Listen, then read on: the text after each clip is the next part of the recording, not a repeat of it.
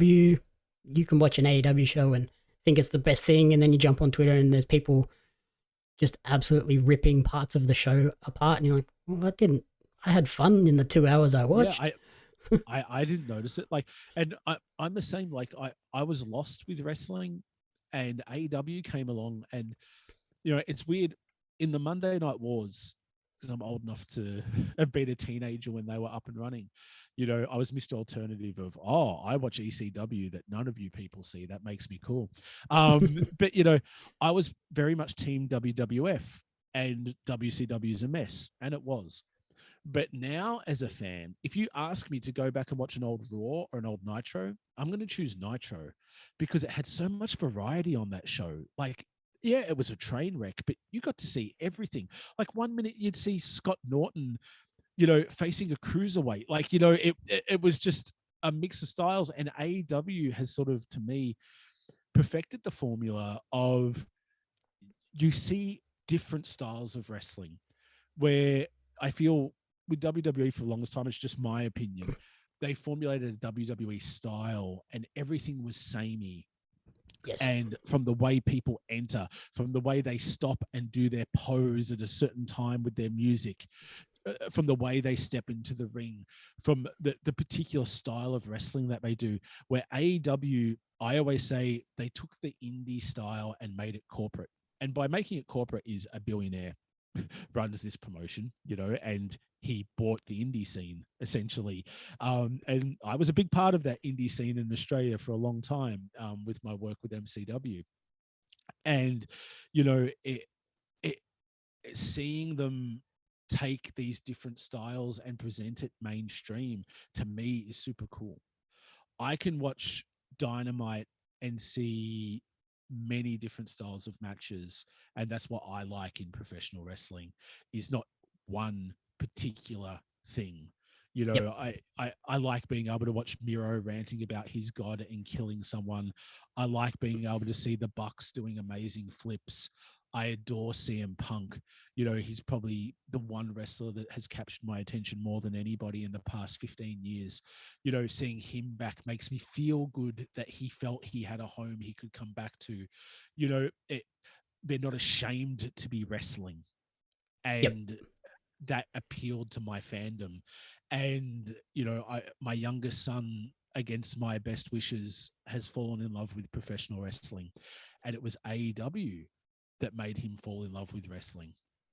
Yeah. And, I've convinced people to become wrestling fans by showing them AEW as well. Like, I think if I'd it's shown not them perfect. WWE, it would have been, we can live without this. But But yeah, also, who's AEW got the is so time? much variety. Like, I can give Dynamite 2 hours and, like, yeah, it's hectic. It's a hectic 2 hours, and I'm entertained by that. Not everything hits, but there's a zillion different things that can happen, and it goes quick. And it was like, oh, that was quick, and that was fun. Yeah, I feel like that And show finishes before I've realized it's 3/4 of the way through the show. It's like, oh, Rampage is blinking. Rampage is blinking. You miss it. It's the easiest time in wrestling. Where with WWE, you're asking me to watch 3 hours of Raw, 2 hours of SmackDown, 2 hours of NXT, potentially a 3 to 4 hour pay-per-view for something very samey. Good for you if that's what you're into. It's just not for me. mhm. I've watched wrestling for a long, long, long time now and still have a love for professional wrestling, but that's not what I love about professional wrestling. And, I feel AEW's done an amazing job. And I know a lot of old time fans and wrestlers even in the business, they don't like hearing it, but it's just true. AEW is good for wrestling. It's the best thing to happen to wrestling in 20 years. And why anybody would want one company is beyond me. The worst thing to happen to wrestling was one company, essentially, like, with all due respect to TNA, they weren't really an alternative. Like, they were there, but it was never like it was never what this is, where this is a true alternative. And I think it's going to make it. And you got to think, even if it made it, even if it did 10 years, Ted Turner brought from Jim Crockett in '88. You know, WCW was gone in 2001 at the very beginning of it. It only lasted 12, 13 years. Mhm. Yes, it gets co-opted into the history of the NWA and Crockett and everything before it. But realistically, WCW was a 13-year-old company. Like it wasn't around for that long. Yet it's historically remembered as this major thing. So what AEW have achieved in a very short while is incredible. Like, and you know, tag team wrestling is a thing again. Love Mhm. tag teams. FTR come out and get the biggest reaction of. I know we're meant to be talking Kenobi, but FTR come out and get this incredible reaction just because people appreciate the fact they're an amazing tag team. Where sports entertainment told us for years tag team wrestling doesn't matter. Yeah, tag team wrestling was just two guys that we'd put together because they are in a feud themselves. Yeah, and people like the Revival, FTR, the Young Bucks, they the Briscoes even, they decided, no, we're gonna make tag team wrestling a thing. And we're gonna make it cool. And now, the tag belts are important. They mean something. And that's everything I love about wrestling. Is AEW perfect? No. Has wrestling ever been perfect? No, never. Like ECW was a mess. WCW was a mess. You try going back and watching the Attitude Era. Everybody remembers it fondly. Nah, hot garbage, those shows. Like, yes, there's entertainment in there. I'm not taking it away. I'm just saying nothing's perfect. Everybody thinks that there was some mythical era of wrestling where it was golden. No, you enjoyed it at that time, and that's fine. That's cool, but it doesn't mean it was perfect. There's Mhm. never been an era of wrestling that was perfect. Find what you like. There's so much wrestling. It's Yep, particularly local wrestling. People should watch that. yep, yeah. I'm loving Australian wrestling as well at the moment. Yeah, I like Australian wrestling was what kept me in wrestling when pre AEW. okay, yeah, So yeah, I was falling off WWE for a while, and especially when they went to 3 hours, I was like, "There's a long commitment. These it shows is. are slogs to get through." And then Australian wrestling kept me going, and then AEW came up. I was like, "Okay, I'm back in. I'm fully into everything now." Yeah, and I think that's a credit to I'm no longer there, but at the time MCW, PWA, Wrestle Rampage, RCW, EPW in Perth, like they flew a flag for wrestling in this country when wrestling for a long time was a joke in this country. Like I broke into wrestling in 1999 here, and it was not viewed as cool. We were trapped in some weird era in between the festival hall days where old European men had come up to me and talk about Brute Bernard and Mario Milano and Killer Carl Cox and all these guys. And I'd go, yes, yes, yes, I know of them. I'm too young to have seen them. I'm too young to have gone to festival hall, but I'm aware of them. And a younger generation that wanted to do cool stuff but didn't have the skills. And then Jag and Havoc came along from PWSA in Adelaide, and they wrestled a style that revolutionized things. And then, people like Crackerjack and Mad Dog and Spike Steele and this generation in Melbourne sort of raised up. And, then later on in Sydney, you had Ryan and Robbie Eagles and Madison Eagles and, all these people that sort of rose up, and this bubbling scene was getting there and getting there. And, Shazza McKenzie sort of rose up with women's wrestling as well. And it all sort of came together. And then sort of like around 2015, 16, it felt like boom, Aussie wrestling hit. And yes, we were lucky. A few things came our way. I can tell you from my perspective, when I was in a meeting and they said to me, Okada would like to come to Australia. I was like, would he? That's cool. Because a quick little story that I haven't told a lot is we were told we could get somebody from New Japan Mhm. for an MCW show. And we're sitting there and we're trying to come up with names. And with all due respect to them, we're thinking small, maybe we could get Kushida. Imagine if we could get Hiromu. That'd be really cool if we could get that. And, so we pitched these names to them, hoping we could get somebody. And they came back and they were like, Okada or nothing. was the response we got. And we were like, I think we're okay with that. I think we can make that work. Sure. And then it didn't feel real. And, I contacted Slex, who was taking a break at the time. And I said, Luke, do you want to come back? And he was like, no. And I said, what if I told you it's to wrestle Okada? And because Adam Brooks had gone overseas at the time, who probably would have been my go-to. And he was like, I'm not in shape. He's always in shape. He lies. Yeah. But The man's a freak. Yeah, he is. And it was like, okay, he goes, okay, I'll do it, and I said, all right, we'll start getting in shape. And then, I worked with Luke on the famous TikTok promo that he did at Essendon, which we're returning to for Renegades of Wrestling.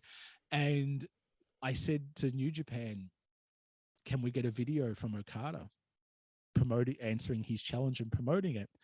And I'm still skeptical at this point.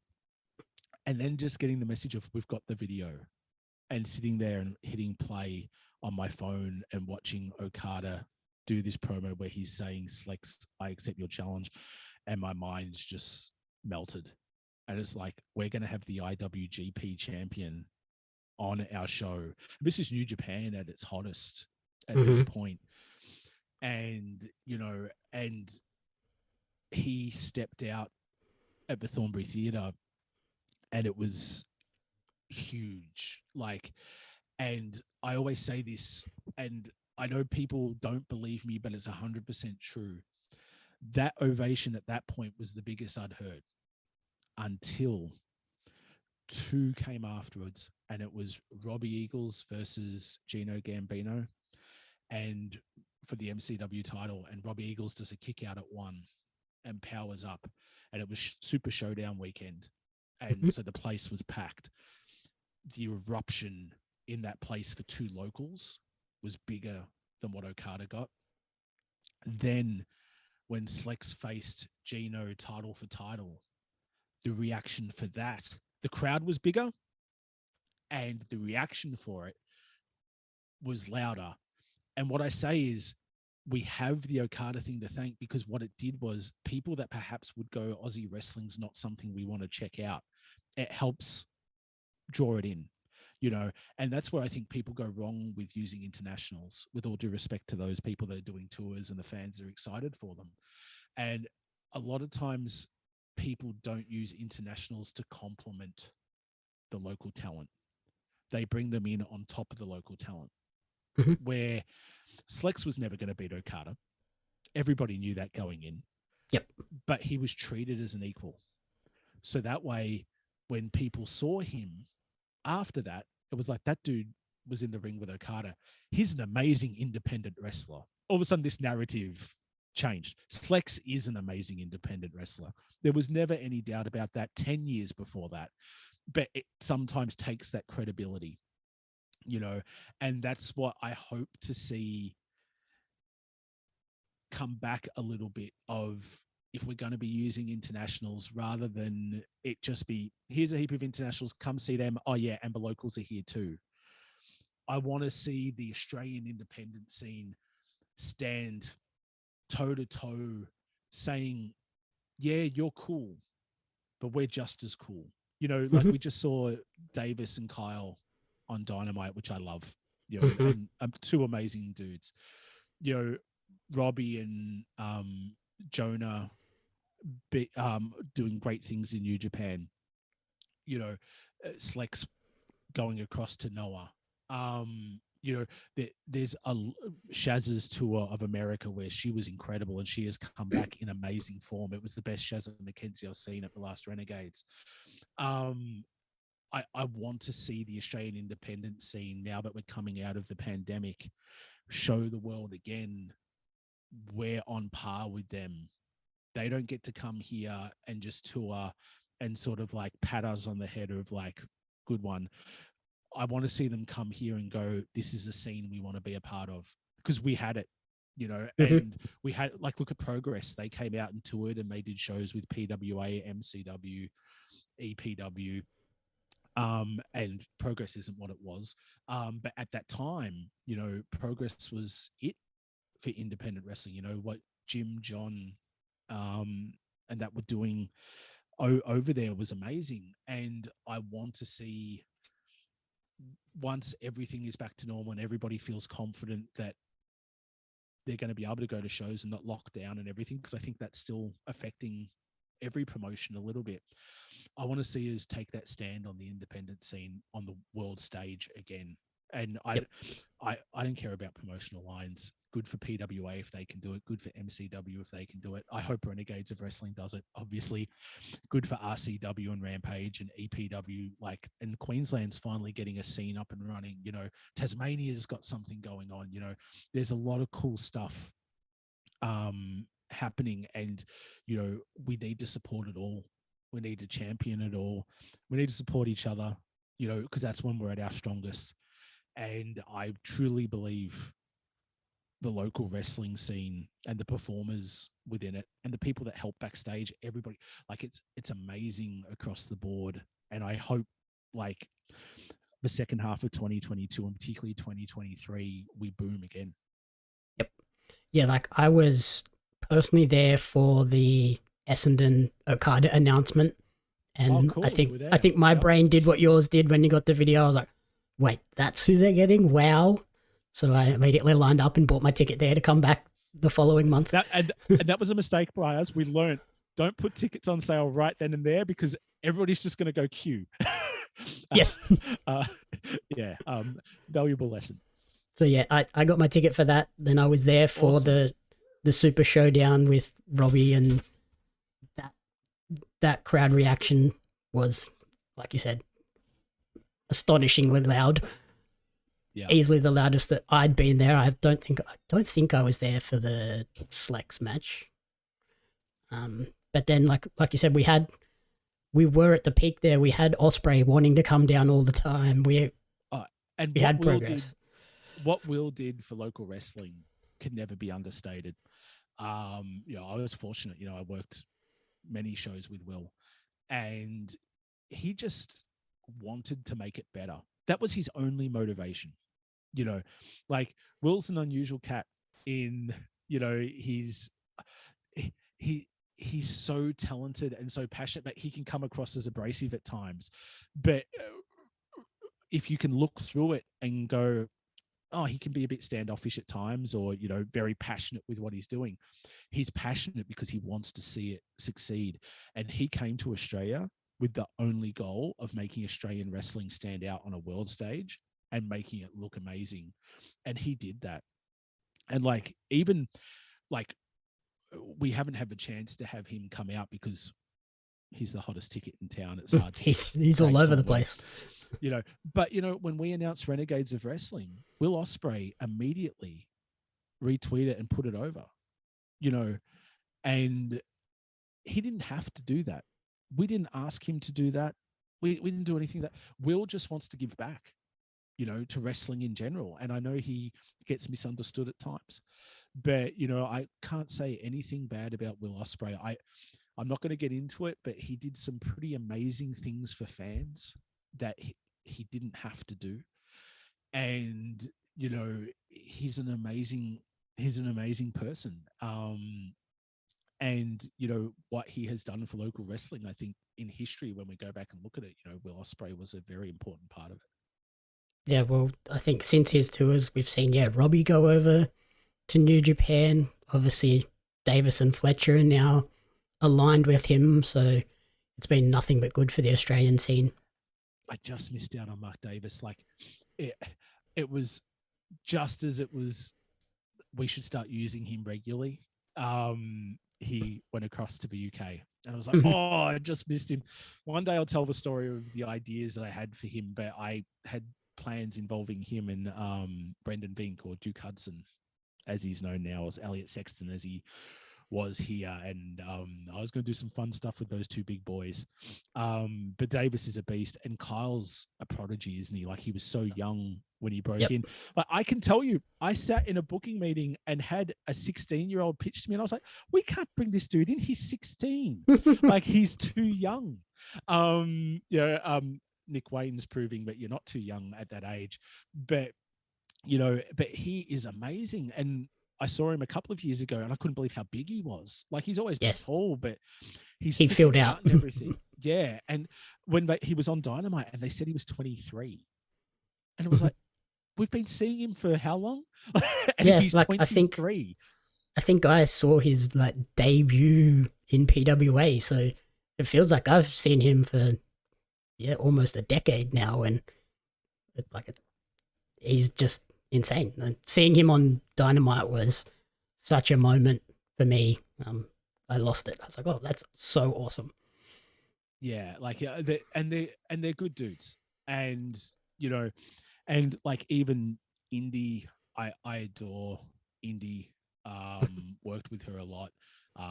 She's super cool. You know, SDL, who unfortunately just got released, she's gonna make it. She's fine. Like, who didn't see SDL from a mile away? You know, I remember cheekily asking, could we use an unmasked SDL at MCW before she had stopped being Facebook, and got a solid no from PWA. And it was like, fair enough, can't help but ask. Because I was like, oh, if they want to keep doing that, I'll take her unmasked. Like, she looks amazing. And got a solid no on that one. Fair enough. But you know, she's amazing. She's going to do well. You know, Cass and Jess have sort of taken a step back, I think, from wrestling. But you know, they're super talented. And Jonah, who, you know, it was so good to see him at the first Renegades of Wrestling show. You know, he is an amazing person. Paige, his wife, is amazing. Like, they're just genuinely good people. And to see him bounce back, because I know it got to him when he got released. You know, it hurts. You know, like you're lacking financial stability. You don't know what's going to happen visa wise. Like, there's a lot of stress that goes on for these people. You know, Buddy Murphy, you knew he was going to be fine, but you know, to see Jonah sort of go from strength to strength, he's fine. You know, like, the Aussies that have made it overseas are fine, but I also say to the Aussies here, there's no shame in building a healthy scene here.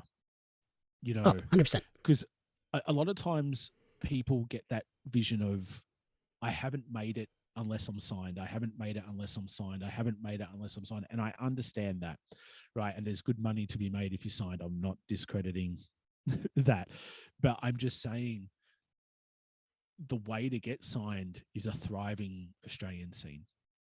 And it can't be a thriving Australian scene if your mind is purely on overseas. Yeah, if Build everyone home. jets off as soon as they get a little bit of reputation. Yeah, as somebody that was a pretty big part of building the independent scene here, let me tell you, building a strong home, they'll come to us. They'll come looking, you know, because that's what's happened every time.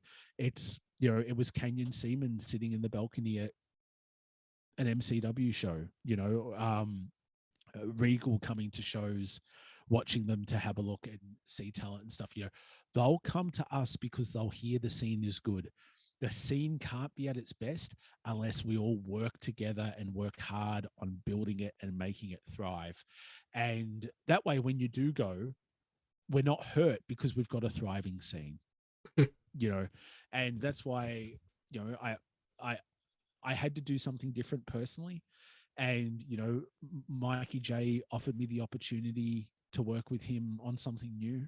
And I wanted to evolve and do something different. You know, MCW is fine. They don't need me. You know, they're kicking goals at the Thornbury Theatre and everything. But, you know, it's scary but exciting to go, I'm going to go and build something from scratch. It's stupid. But it's fun, and I'm passionate about wrestling. And there's a heap of people that don't get used, and you don't see these combinations of people wrestle each other because, you know, promotions have their formulas and who they use and how they want to do things. And an opportunity to try something different has arisen. And, you know, I hope people having alternatives and talent having alternatives, it's good for everybody.